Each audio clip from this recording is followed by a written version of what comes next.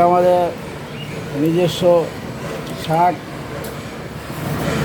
জানলার গোড়া লাগাইছিলাম, পেঁয়াজকে আমরা খাবো জানলার গোড়া লাগাইছিল।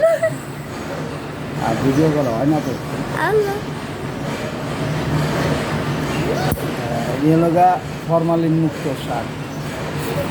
তাও আবার কত কিছুর ভিতরে লাগাইতেছি, কত লাগাইছে। বাবা আর আল্লাহ রেখে ওদের লেগে তো চোখেও দেখি না।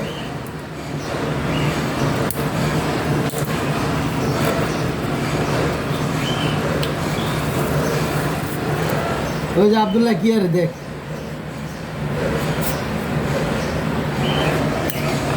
ওই তোমার ভাই আইছে,